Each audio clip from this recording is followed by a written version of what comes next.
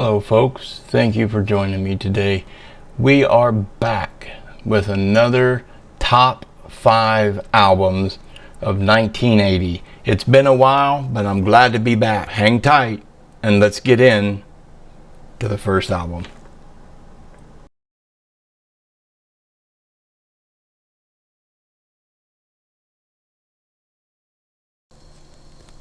We'll start off with a great monumental album for me, and it is, as you can see, The Joshua Tree by U2. This was on Island Records and was recorded at STS and Windmill Lane Studios. The recording time was January of 86 to January of 87. A perfect year to record this album. It was released on March 9th, 1987, and was certified 10 times platinum, folks. 10 times in September the 11th, 1995, which means it went diamond at selling, as I said, 10 million copies. It was produced by, I believe that is Danny Lanois and Brian Eno.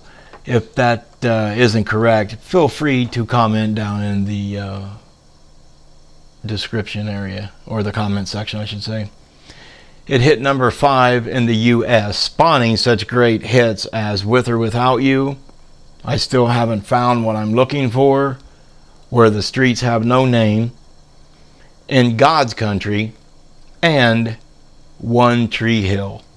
And to me, as far as pop rock goes, in the mid to late 80s, this was such a monumental album, and after that it led into Rattle and Hum.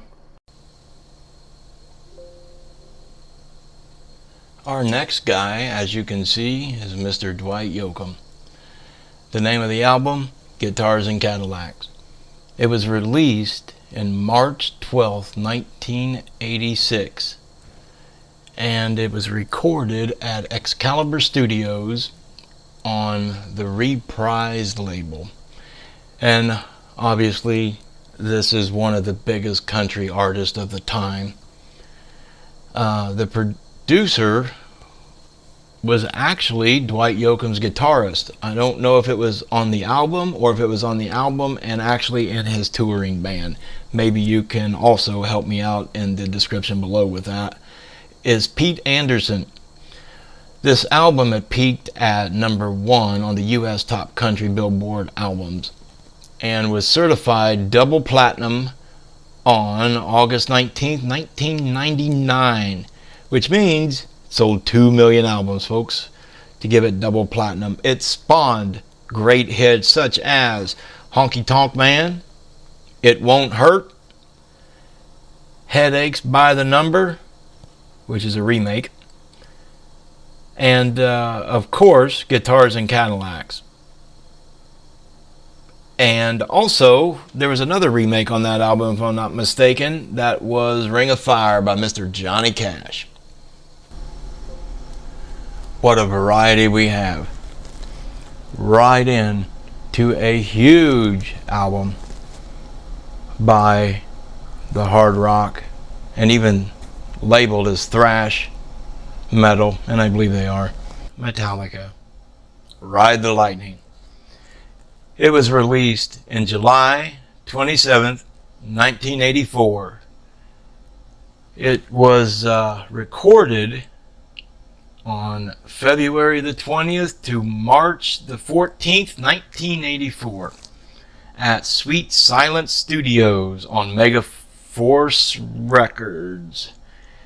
It was certified, not bad, 6 times multi-platinum. It sold 6 million albums. And as you know, Metallica is such a huge band in the thrash community. And I think it was 5, 6, 7, something like that years ago, Metallica went out on called the Big Four, which I believe had Metallica, Anthrax, Slayer, and Testament, I believe. And this album spawned Again, some really big hits from Metallica, such as Fade to Black, Creeping Death, and For Whom the Bell Tolls. Time Marches On. No, that's not the title. I just threw it in there. Anyway, now Metallica, like someone else later on in this list, holds a record in the Guinness Book of World Records to playing to 1 million people at one time. Our next album, as you can see, is Hysteria by Def Leppard. What a monster album this was.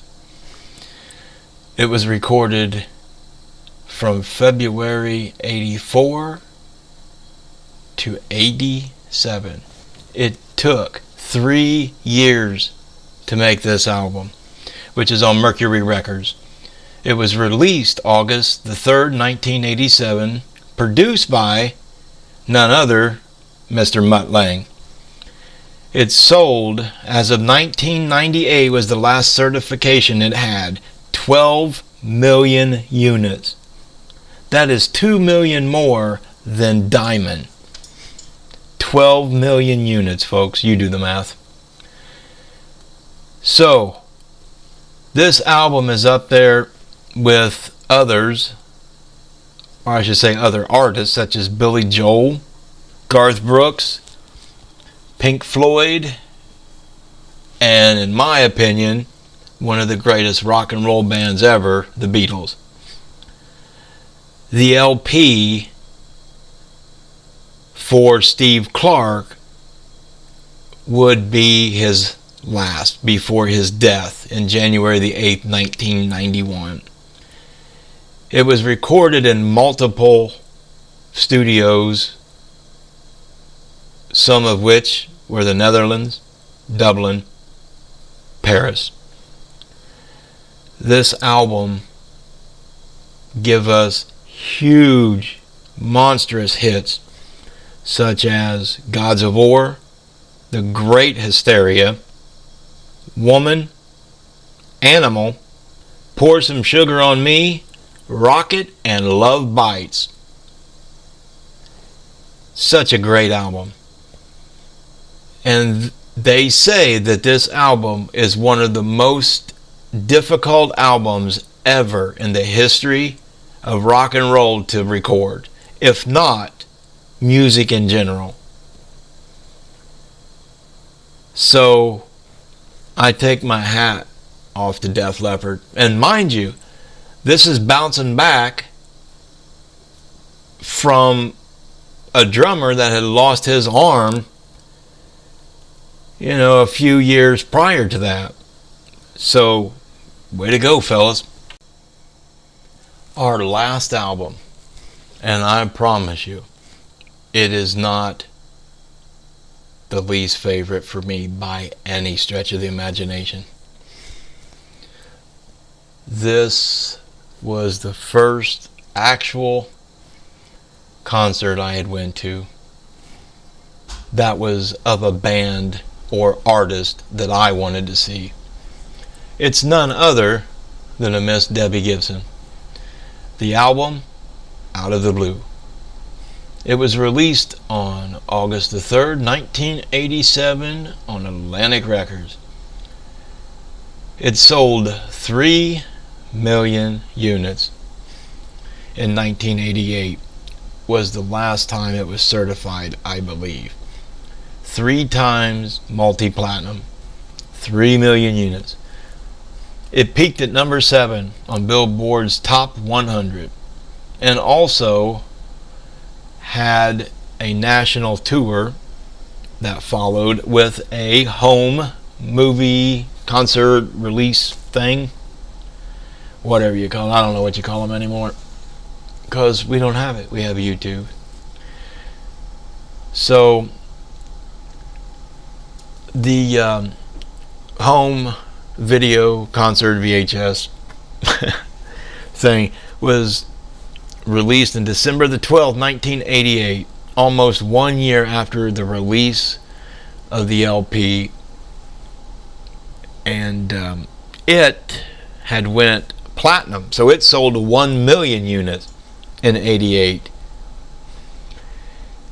And the album, back to it, I should say, the album sold 5 million worldwide. It was produced by Fred Zarr, John Morales, if I'm saying that correctly, and the one and only Debbie Gibson. Which, mind you, a #1 hit off of this album, Foolish Beat, secured her place in the Guinness Book of World Records for being the youngest artist to write, record, and perform a #1 hit. And to this day, it has not been broken. I believe she was 16, possibly 17 at this time. It spawned, as I like to say, the hit Staying Together, Foolish Beat, Out of the Blue, Red Hot, Shake Your Love, and the song that actually started it all for her was Only in My Dreams, which Atlantic had, I believe, if I'm saying this correctly, had signed her to record this one album only. And if it took off, then she would secure what would be her record deal, which give us many albums after that. And I would say that's not too bad for someone that is 17 years old at the time. And at the recording of this video, I would like to say that she is going out on tour, I believe, starting June 1st, I believe, which is roughly 37 days from the time of this recording. Also, if you folks have not checked it out, I was very fortunate to have an interview with Debbie Gibson's original bassist from the second album and the first 2 tours. I will have them at the end of this video. There are some great stories told by Mr. Kirk Powers of playing with Deb and life on the road, and a lot of Spinal Tap moments. I will put the link, I would say, in an end card coming up right now.